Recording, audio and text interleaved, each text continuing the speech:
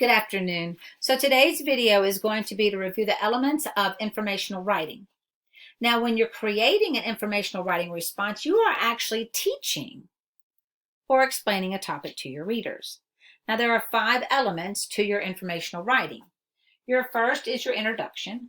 This is where you're going to clearly state the topic and then prepare the reader for what they're going to learn later in your paper about that topic. So for instance, this week you are reading A Time of Discovery and Rediscovery. Now normally you create a thesis statement where you restate your prompt and then you list 3 facts. However, in this particular passage this week, there are 3 questions. So one suggestion would be to take those questions, restate them in sentence form. That way you can supply facts and details to support that sentence. But just remember, in your introductory paragraph, you are simply introducing them to what it is that you're going to teach them in your essay.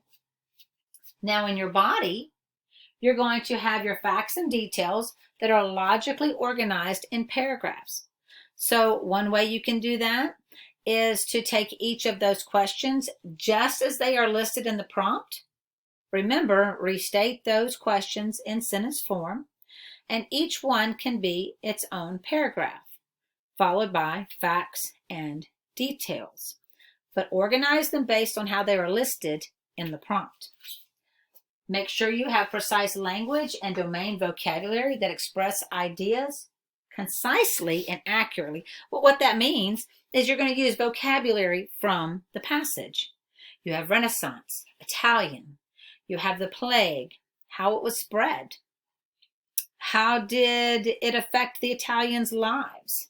And what response did they make to make the Renaissance possible? All of those vocabulary words need to be added in your essay in order for the reader to be able to tie your essay back to that passage.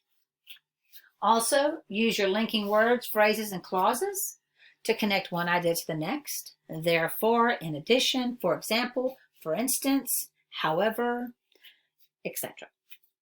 And your last and your 5th element is your conclusion. This is where you are going to restate the topic, you're going to sum up the important points, and then you're going to leave the readers with something to think about. Remember, at the end of this beautiful essay that you're going to create, you want to answer one question. Did I answer the prompt? Make sure you can say yes to that. Now, going back over our 75-minute writing sprint.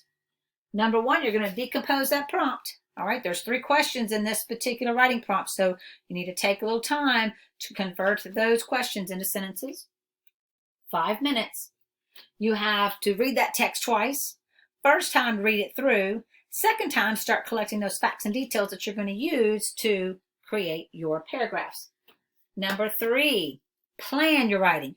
This is the time that you're going to take to create that strong introductory paragraph that's going to let the reader know exactly what they're going to start learning about, and then you're going to teach them in the body of your essay. Number 4, now that was 10 minutes to plan that introductory paragraph. Number 4, use 40 minutes to really write strong sentences and paragraphs. This is where you're going to teach your readers about a time of discovery and rediscovery. And then in number 5, you're going to go back and you're going to revise, edit, and strengthen those sentences. That means combine sentences. That means expand sentences. That means shorten sentences. But try to do that in 5 minutes. Practice with this 75-minute writing sprint.